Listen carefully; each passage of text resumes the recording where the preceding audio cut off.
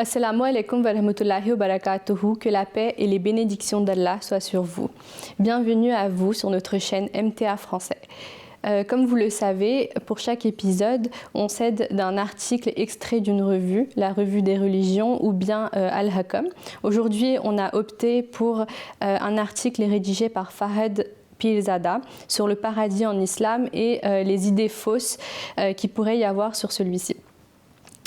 Pour éclaircir cela, nous avons avec nous Madame Touba Wassim, qui est responsable des étudiantes de 7 à 15 ans dans le secteur du 93. Assalamu alaikum wa rahmatullahi wa barakatuhu. Wa alaikum salam wa rahmatullahi wa barakatuhu. Et nous avons également avec nous Madame Sarah Malik, qui est la secrétaire des filles âgées de 7 à 15 ans au niveau national. Assalamu alaikum wa rahmatullahi wa barakatuhu. Wa alaikum salam wa rahmatullahi wa barakatuhu. Alors, avant de parler de l'au-delà, nous allons essayer de comprendre quel est le but de notre venue, de notre création, c'est-à-dire la raison pour laquelle Dieu nous a fait naître dans ce monde, en se basant bien évidemment sur des sources islamiques. Du coup, je vais demander à Sarah de bien vouloir prendre la parole, s'il vous plaît. Oui, donc pour répondre à votre question, je vais tout d'abord commencer par citer un verset coranique. Il s'agit du verset 57 du chapitre 51. Je vais vous lire donc la traduction française de celle-ci. « Et je n'ai créé les djinns et les hommes que pour qu'ils m'adorent. » Alors Allah subhanahu wa ta'ala, il a créé les plantes, les animaux, tous les êtres vivants et également les êtres humains. Mais la différence entre les êtres humains et les êtres vivants, c'est que les êtres humains, en fait, ils ont une certaine intelligence qui leur permet d'avoir une certaine compréhension des choses. Et justement, c'est ce qui leur permet d'adorer Allah. D'ailleurs, dans le Saint-Coran, il est dit qu'il faut adorer Allah. Et réciproquement, le Saint-Coran, il a été créé justement pour qu'on puisse, à travers ce livre sacré, chercher Allah. Alors, en résumé, on peut dire que le devoir, disons, de l'être humain, c'est le hukukullah, donc l'adoration d'Allah, et également le hukukul ibad. Alors, le hukukul ibad, c'est plutôt servir à l'humanité, plutôt exprimer son amour en fait pour toutes les créations d'Allah subhanahu wa ta'ala. Alors, du coup, est-ce que vous pouvez nous citer quelques moyens qui permettraient d'atteindre ce but qui est le but de notre existence en fait? Oui, bien sûr. Alors, il y a 8 moyens pour pouvoir atteindre justement ce but-là. Alors, ce qu'il faut savoir, c'est qu'à chaque fois, il y a des versets coraniques pour soutenir ces moyens-là. Mais par manque de temps, je ne vais pas à chaque fois vous citer les versets coraniques. Je vais vous citer seulement ceux qui sont les plus importants. Le tout premier moyen est d'identifier Allah subhanahu wa ta'ala et de croire en lui. C'est vraiment le tout début des choses. Ensuite, il faut également savoir qu'en fait, Dieu le véritable, lorsqu'on le cherche, on le trouve. Donc voilà, dans un premier temps, il faut commencer par croire en lui. Le second est d'être bien informé sur la beauté de Dieu, parce que en fait, c'est naturel, c'est humain. Lorsqu'on voit la beauté d'une chose, on est naturellement attiré par celle-ci et on exprime de l'amour. Donc une fois qu'on aura conscience de la beauté de Allah subhanahu wa ta'ala, on exprimera de l'amour. D'ailleurs, à ce sujet-là, on parle de l'unicité d'Allah, qui est l'une des beautés extrêmes, et également de ses attributs, qui sont également ses beautés. Pour cela, je vais vous citer quelques de ses attributs. Alors, on a Al-Rahim, qui est le miséricordieux, Al-Ghaffar, celui qui pardonne, Al-Muhaymin, le protecteur, Al-Hafiz, le protecteur et le gardien. Le troisième moyen est de connaître les bienfaits et la bonté d'Allah subhanahu wa ta'ala. C'est également des attributs. Et à ce sujet-là, on dit, concernant donc, ces deux qualités-là dans le Saint-Coran, si vous essayez d'énumérer les bienfaits d'Allah, vous n'y parviendrez pas. Ce qui signifie qu'en fait, c'est des bienfaits qui sont infinis. Donc voilà, c'est également des attributs qui nous permettent de voir la beauté d'Allah subhanahu wa ta'ala et d'exprimer de l'amour. Puis arrive en 4e position la prière comme moyen de se rapprocher d'Allah. Alors il faut savoir que nous les musulmans, on a 5 prières quotidiennes, donc c'est considéré comme des rencontres avec Allah subhanahu wa ta'ala. Et à ce sujet-là, il est dit dans le Saint-Coran, chapitre 41, verset 61, « Faites appel à moi, je vous répondrai ». Donc voilà, c'est également un des moyens pour pouvoir atteindre ce but de notre existence. Ensuite, le 5e moyen est d'œuvrer en la voie d'Allah subhanahu wa ta'ala, en se mettant à son service, en lui sacrifiant notre vie. Donc voilà, une fois de plus, là on peut user de cette intelligence qui nous différencie des êtres vivants. Ensuite, le sixième moyen est la fermeté dans la foi, ce qui signifie qu'on ne doit pas laisser notre sincérité, notre fermeté en Allah s'affaiblir. En d'autres termes, on ne doit pas se lasser, se laisser décourager ou avoir peur en fait des épreuves que Allah subhanahu wa ta'ala met sur notre chemin. Ensuite, le septième moyen est d'être en compagnie des justes et d'avoir un modèle. Alors nous, on a la chance, les musulmans, d'avoir comme modèle le saint prophète, que paix et salut soit sur lui. Et donc voilà, c'est assez naturel en fait pour l'être humain d'avoir un modèle à suivre. Ensuite, le huitième moyen est ce qui rassemble les visions, les rêves et les révélations divines. Alors ça vient un peu compléter, disons, le sixième moyen, parce que lorsqu'on risque en fait de perdre un peu cette fermeté en la foi, eh bien Allah subhanahu wa ta'ala, par ses miracles, régénère en fait cette foi et nous réconforte grâce à ces moyens-là. Et tout à l'heure, vous nous avez aussi parlé du hukukul ibad. Qu'en est-il de ça et comment on peut l'observer? Donc les devoirs, comme vous aviez dit, le devoir envers les humains. Les humains. Oui, en effet. Alors pour pouvoir atteindre le hukukul ibad, il suffit tout simplement d'aider en fait son prochain. Dans un premier temps, exprimer de l'amour, comme je l'ai dit, pour la création d'Allah, pour l'humanité, pour toutes ces créations qu'il a créées en fait sur ce bas monde. Et par exemple, on peut avoir un bon comportement avec ses parents ou bien tout simplement accomplir ses devoirs envers ses voisins. Et puis il y a plein d'autres exemples bien évidemment, mais bon, c'est ceux qui me viennent spontanément en mémoire. Jazakallah. Donc après avoir vécu sur Terre pour une durée déterminée, nous mourrons et notre corps est enterré dans la terre. Quant à notre âme, elle est séparée de notre corps, sans laquelle le corps ne sert à rien. Et puis le jour de la résurrection, en fait, notre âme, elle sera revêtue d'un corps visible et palpable. Alors maintenant, on va entrer dans le vif du sujet, qui est le paradis.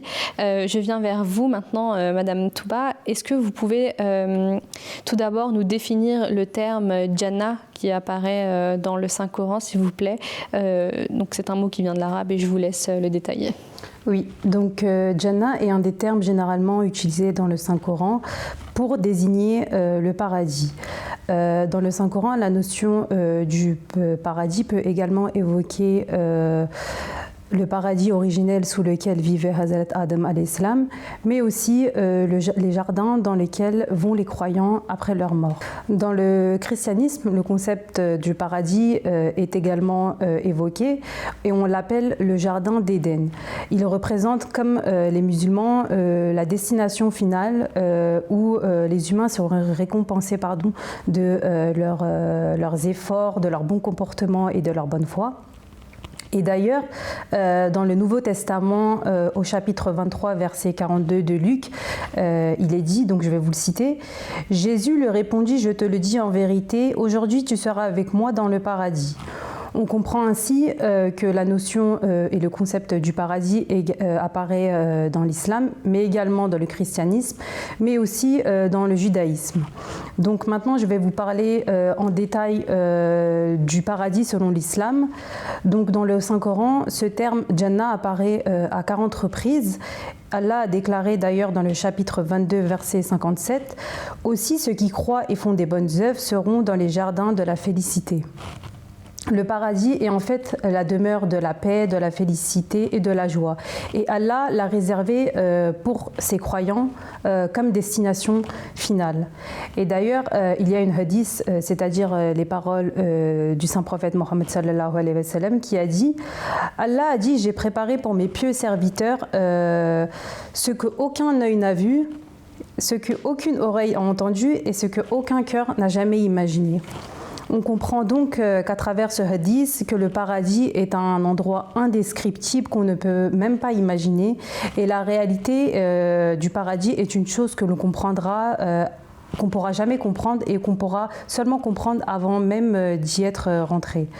Et par ailleurs, Dieu nous a donné quelques aperçus dans le Saint-Coran. Jazakallah. Donc maintenant, est-ce que vous pouvez nous décrire le paradis plus en détail, tout ce qu'on y retrouvera là-bas, etc., s'il vous plaît? Il y a au paradis différents degrés et certains degrés sont plus élevés que d'autres. Et la plus haute partie du degré est réservée pour les prophètes et la plus haute partie du paradis s'appelle Al-Firdaus. Et Dieu a promis à ceux qui auront au paradis qu'ils auront tout ce qu'ils ont pu imaginer, que ce soit des biens personnels, la richesse, de ce qu'ils veulent se nourrir. Et cette promesse s'adresse tant bien à des gens qui ont été en difficulté, qui ont été dans la famine, dans la vie d'ici-bas, et aux gens qui ont été dans l'aisance, qui ont vécu, qui ont été riches dans cette vie. Allah nourrira donc généreusement les habitants du paradis de ce qu'ils désireront. Dans le Saint-Coran, chapitre 42, verset 23, Allah a déclaré « Mais ceux qui croient et font des bonnes œuvres seront dans les prairies du jardin. Ils trouveront auprès de leur Seigneur tout ce qu'ils désireront.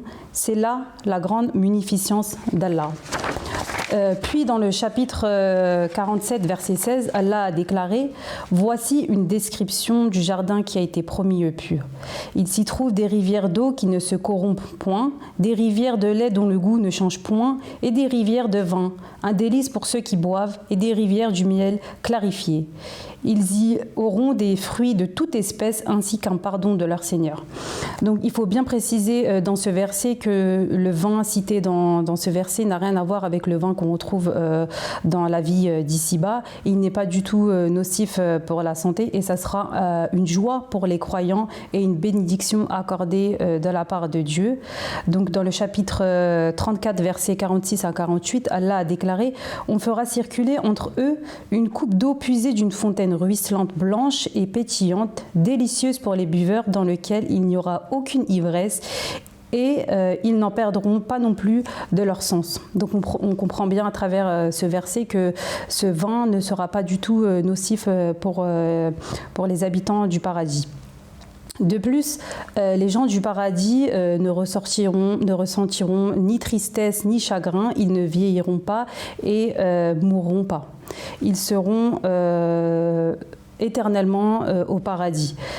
Ils seront dans une telle félicité sans fin. Et Allah a déclaré d'ailleurs dans le chapitre 43, verset 71, « Vous et vos épouses, entrez dans le jardin où vous serez honorés et rendus heureux. » Il y a également la notion des vêtements du paradis qui est décrit dans le Saint-Coran.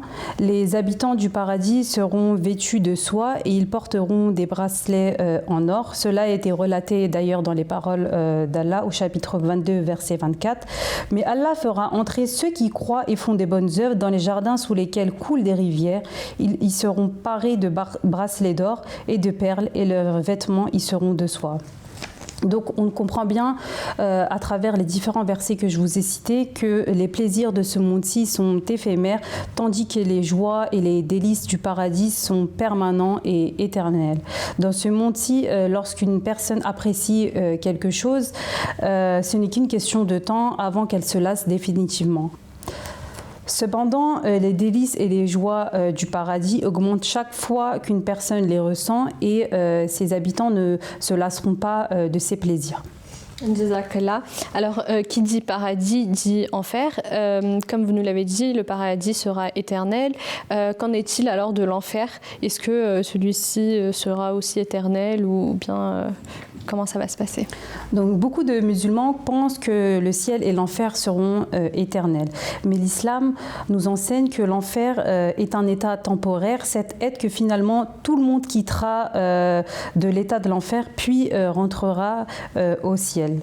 D'ailleurs, c'est contradictoire avec le fait que Allah dit que sa miséricorde englobe toutes choses au chapitre 7, verset 157. C'est le caractère fondamental de Dieu selon le Saint-Coran et tout est gouverné selon sa miséricorde divine. Le Saint-Prophète sallallahu alayhi wa sallam a d'ailleurs dit qu'un temps viendra en enfer où il ne restera plus un seul homme dedans et ses portes et ses fenêtres trembleront au vent qui souffle. On comprend ainsi que ce hadith nous décrit un enfer qui est vide et la miséricorde de Dieu finira par sortir de chaque détenu de l'état de l'enfer et l'enfer deviendra ainsi vide. Concernant l'enfer, on peut le décrire comme une sorte d'hôpital pour les malades spirituels.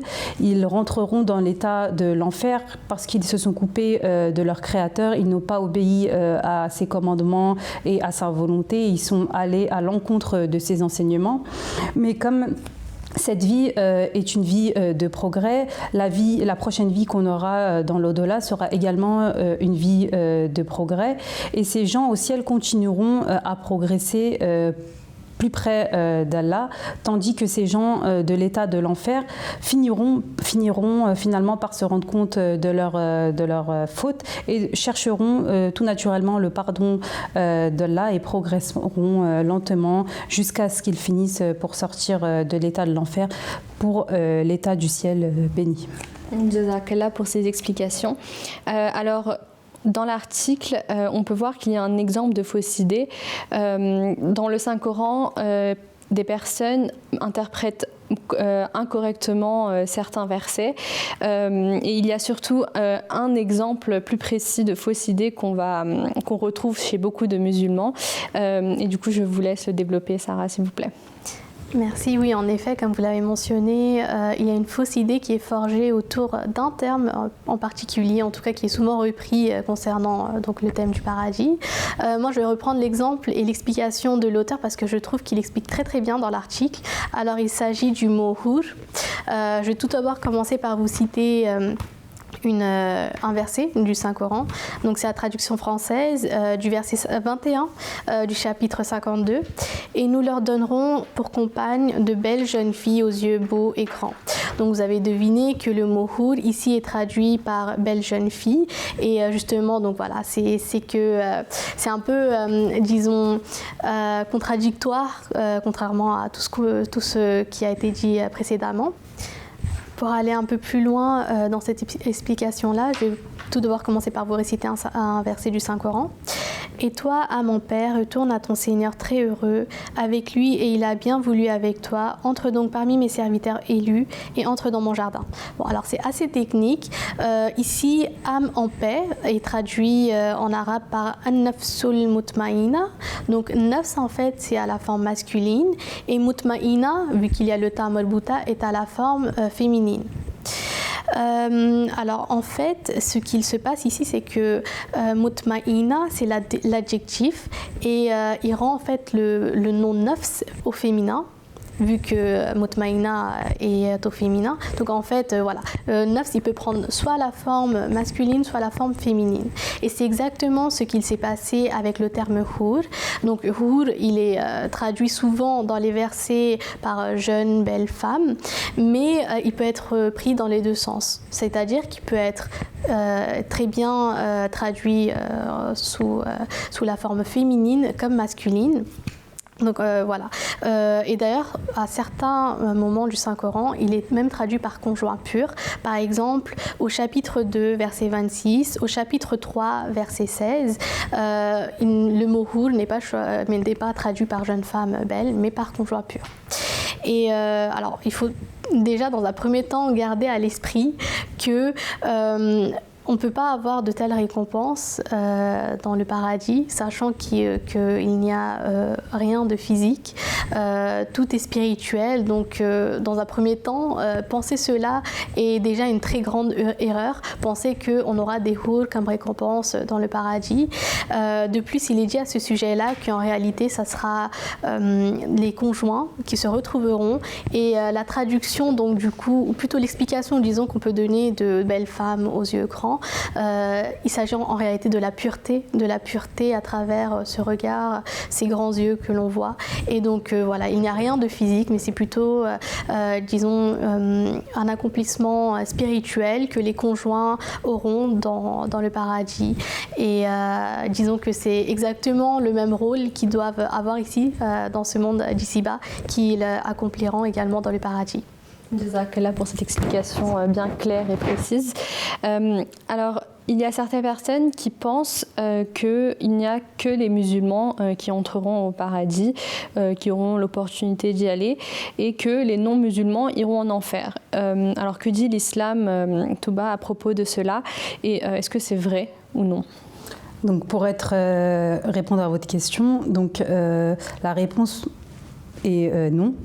Dans l'islam, la décision de savoir qui va au ciel et qui va en enfer appartient à Dieu lui seul, car lui seul connaît ce qu'il y a dans nos cœurs et connaît nos actes. Ce que l'islam prétend est que c'est la religion parfaite pour l'humanité et une religion pour les temps et pour tous les peuples. Dans le Saint-Coran, chapitre Al-Maïda, verset 4, Allah a déclaré « Aujourd'hui, j'ai parchevé pour vous votre religion et j'ai complété ma faveur sur vous et j'ai choisi pour vous l'islam comme religion. » Donc il prétend clairement offrir les meilleurs conseils et les meilleurs suivis qui mèneront au paradis, mais le simple fait d'être musulman ne suffit pas à entrer au paradis. Ce sont plutôt les justes qui seront récompensés par Dieu. Ils peuvent être très bien musulmans, juifs, chrétiens ou bien hindous. Je m'appuie ici du verset 27, chapitre 10 du Saint-Coran, donc je vais vous le citer. Pour ceux qui font des bonnes œuvres, il y aura la meilleure récompense et davantage de bénédictions. Et ni l'obscurité ni l'ignominie ne leur couvriront le visage. Ceux-là seront des habitants du paradis et ils y demeureront éternellement.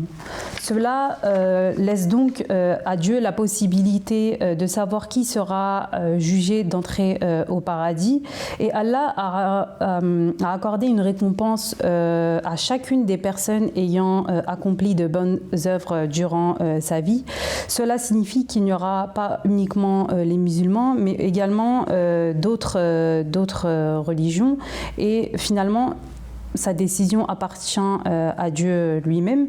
Donc, dans le chapitre 2, verset 63, Allah a déclaré « En vérité, les croyants et les juifs et les chrétiens et les sabéens, tous ceux qui croient sincèrement à Allah et au jour du jour dernier et qui font des bonnes œuvres auront leur récompense auprès de leur Seigneur.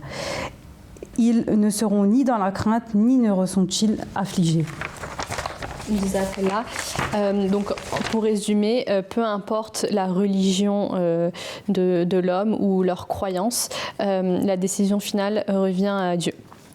Alors, vous pouvez nous donner quelques moyens qui pourraient permettre d'atteindre le paradis et quels sont les actes à effectuer ou le bon comportement à avoir, s'il vous plaît? Oui, donc il y a un hadith d'après Hazrat Abu Huraira, le saint prophète sallallahu alayhi wa sallam a dit « Celui qui dépense deux choses dans le sentier d'Allah sera appelé par la porte du paradis. Ô serviteur d'Allah, ceci est bien. Celui qui fait partie des gens de la prière sera appelé par la porte de la prière. Celui qui fait partie des gens du djihad sera appelé par la porte du djihad. Celui qui fait partie des gens du jeûne sera appelé par la porte Ar-Rayyan, et celui qui fait partie des gens de l'aumône sera appelé par la porte de l'aumône. » Donc un seul de ces actes peut nous permettre d'entrer plus facilement dans le paradis, et nous devons donc ainsi travailler dur pour atteindre le paradis comme destination finale. Donc à travers ce hadith, on comprend bien que Allah nous a clairement énuméré les choses à effectuer dans la vie d'ici-bas. Ainsi, le vrai succès du croyant est lorsqu'il atteint le paradis. Et comme c'est une destination permanente, on doit obéir et on doit clairement s'efforcer de s'améliorer sur ces choses-là. Et il y a également un autre hadith qui est très connu d'ailleurs, que le paradis se trouve sous les pieds de la mer. Et le Saint-Coran mentionne clairement le fait qu'il faut être d'une bonté et de dévouement envers ses parents. Il faut être également avoir de la gratitude envers ses parents et avoir un très bon comportement. Et, ces choses-là font partie clairement de l'islam et peuvent nous permettre d'atteindre le paradis comme destination finale. Je vais finir par une prière qui est mentionnée dans le Saint-Coran. Rabbana atina fid dunya hasanatan wa fil akhirati hasanatan wa qina azabannar. Traduction, notre Seigneur, accorde-nous une belle part de ce monde ainsi qu'une belle part dans l'au-delà et protège-nous contre le châtiment du feu. Jazakallah. Alors nous atteignons la fin de notre émission. Merci de nous avoir écoutés. Je remercie les intervenantes ainsi que l'équipe technique. Qu'Allah nous guide sur le droit chemin et que sa décision finale soit en notre faveur. Amin. Assalamu alaikum wa rahmatullahi wa barakatuh.